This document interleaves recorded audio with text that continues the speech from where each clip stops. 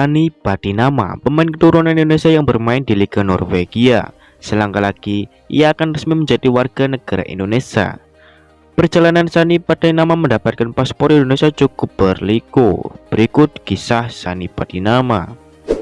Mempunyai darah Indonesia dari sang ayah. Sani Patinama merupakan pesepak bola kelahiran Lelystad, Belanda pada 11 Agustus 1998. Pesepak bola yang saat ini berusia 23 tahun ini memiliki nama lengkap Sani Alianjai Patinama. Memiliki darah Indonesia berasal dari sang ayah, yang dikatakan berasal dari Semarang, Jawa Tengah, dan ibunya yang berasal dari Belanda. Masa muda Sani Patinama. Sani muda bergabung di tim muda Ajax Amsterdam pada tahun 2007. Saat itu usianya masih 9 tahun. 3 tahun berselang, Sani direkrut FC Utrecht. Perjalanan panjangnya sebagai pesepak bola profesional boleh dibilang bermula dari sini. Bersama FC Utrecht, Sani terus dipercaya untuk naik kelas ke beberapa tim muda FC Utrecht seperti U17, U19, dan U21.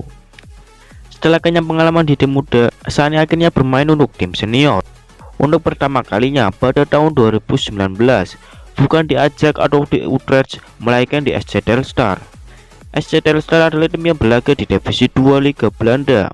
Selama masa baktinya, Sani dimainkan di 27 pertandingan serta mencetak 4 gol dan 3 assist. Sempat dipantau mantan pemain Manchester United. Ada cerita menarik soal perjalanan karir Sani Patinama.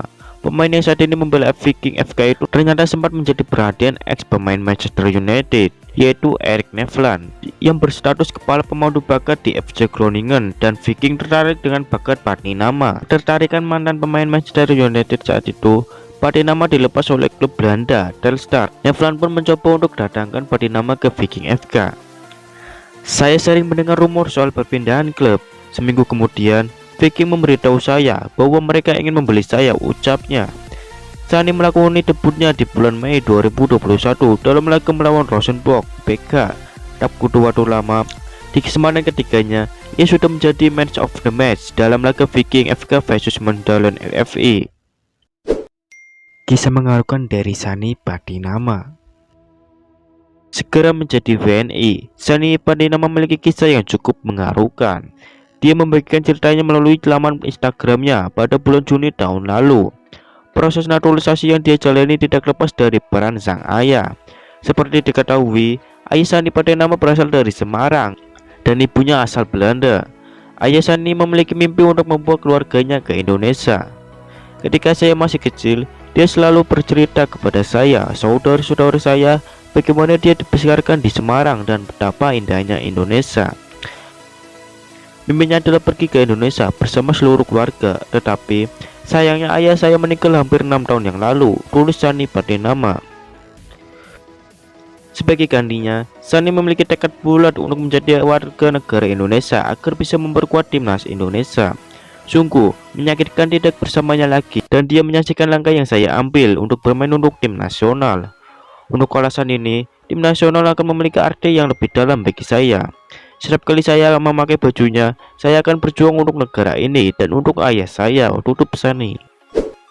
Proses naturalisasi Sani Patinama segera rampung.